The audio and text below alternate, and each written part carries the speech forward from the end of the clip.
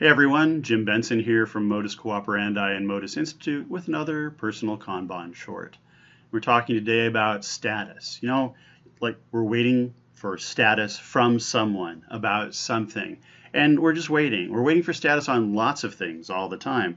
And they aren't a task, but they're something that we need to keep track of. And if they go over a certain window and that the option expires, if you will, then all of a sudden it's like, oh, I didn't get that information in time. But there's a long period of time where there was enough time to get the information. So we want to build something into our personal Kanban that allows us to act appropriately when we get close to that deadline, when we get close to that period where the value of that information is either going to be 0 or it's going to be 100, where we're like, oh my God, I didn't get that information, so I have to act on it right away. So what we want to do is build something into our board that lets us do that. So this is what we're using at Modus. So we have an options column and a doing and a done, a normal personal Kanban. But here we have the things that we're waiting for status on, and those things are just reminders to ourselves. These things are floating out there.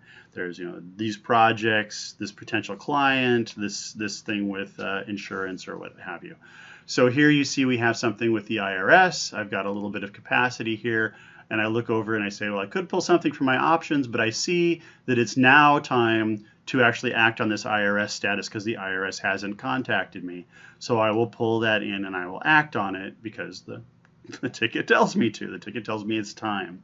While I'm doing this work, I get an email from United Airlines. United Airlines says, okay, we've processed your refund. It should be in your account now.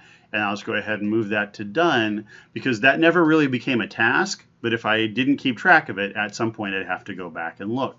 So it's a very simple system, but it's just basically giving yourself a trigger so that you can respond appropriately when you don't get the status that you need. It's very easy for us when we get stuck in the day-to-day actions of work, in the normal, daily grind or daily flow, hopefully, that we lose track of these things that we would like to see completed.